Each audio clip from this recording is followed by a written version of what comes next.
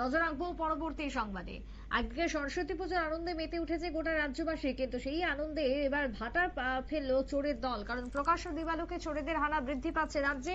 দিন দুপুরে বাড়িতে লুটপাট চোরের দলের ঘটনা আগরতলার আড়ালিয়া শান্তিপাড়া এলাকায় দিলীপ দেবনাথের বাড়িতে। কি অভিযোগ এই চুরির ঘটনায় গৃহস্থের, শুনুন। একটা দোকান আছে, দোকানে গেছে আধা ঘন্টা বা ১৫ ঘন্টা লেগে গেছে।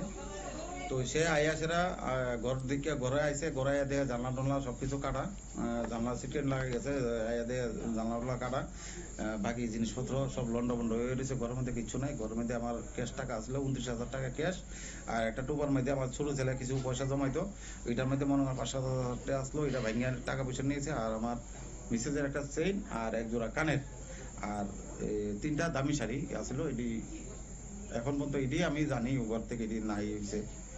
তারপরে এখন সবটা ক্ষতি নাতি করে যদি দেখি হয়তো সম্ভব হইতে পারে আরো কিছু নাই হয়েছে। দেখি মনে হয় আপনি ডাকাত দলের হামলা হয়েছে এবং কিছু হয়েছে মনে হতো। ডাকাত দল না, মানে এটা ডাকাত দলের তো ডাকাত তো হন নাই। পাড়া প্রতিবেশী অখন যে ইয়ং জেনারেশনের ছেলেরা যে নেশাগ্রস্ত অবস্থা থাকে, ওরা ছাড়া তো এই কাজটা কেউ করতো না। ভালো সভ্য সমাজের মানুষ তো এইসব কাজ করতে পারে না, তারা ছাড়া আর এই জিনিসটা কেউ করতো না।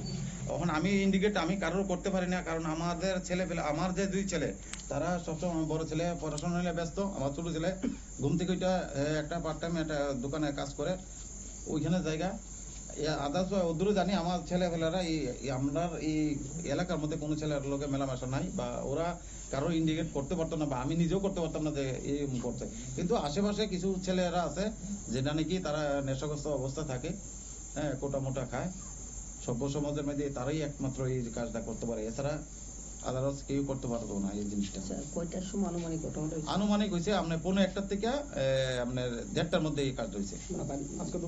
আজকে দুপুরে বাড়িতে কি ছিল? বাড়িতে কইলাম না, আমি আমার মিসেস জায়গায় একটা কাজে, আমি জায়গা আমার কাজে, আমার ছোট ছেলের জায়গা ছোট ছেলের দোকানের মধ্যে, বড় ছেলে তো পড়াশোনা মধ্যে বাড়িতেই থাকে। তো বাড়িতে থাকে বলতে মনে করেন এই ১ ঘন্টা ১৫ ঘন্টার মধ্যে হে তো বাড়ি মানে দরজা তালা দিয়ে দোকানে গেছে। এই টাইমটার মধ্যে এই ঘটনাটা হয়েছে। লাস্ট বাড়িতে কে আসলো? লাস্ট বাড়িতে এখানে আর তো কেউ নাই। না কে আসলো? না, চুরি হয়েছে কিভাবে বুঝছেন আপনারা? না, আমার ছেলে দরজা টরজা খোলা, এই দরজাটা খোলা, এই দরজা খোলা, প্লাস এই জানলাটা খোলা, জানলাটা কাটা, এত কান্নাকাটি করে আমার ফোন করছে। আমি সঙ্গে সঙ্গে দৌড়ে আইছি। মূলত জানলা দিয়ে এসে ঢুকছে? হ্যাঁ, মূলত জানলা দিয়ে ঢুকছে। আর টাকা কি শুনেছে সামনে? টাকা তো আমার ছেলে আজকে থেকে 4 দিন আগে স্কুটি বিক্রি করছে। কি তো স্কুটিটা বিক্রি করছে আপনি 26,000 টাকা, এটার লোক আরো 3,000 টাকা অ্যাড করে 29,000 টাকা ক্যাশ একসঙ্গে রাখছে।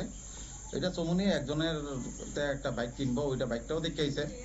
ওই মানে 29,000 টাকা ক্যাশ এইটা এক জায়গাতে আসলো।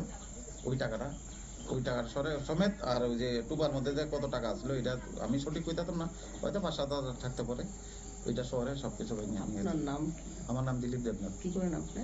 আমি পেশায় গাড়ি চালাই। জায়গার নাম কি?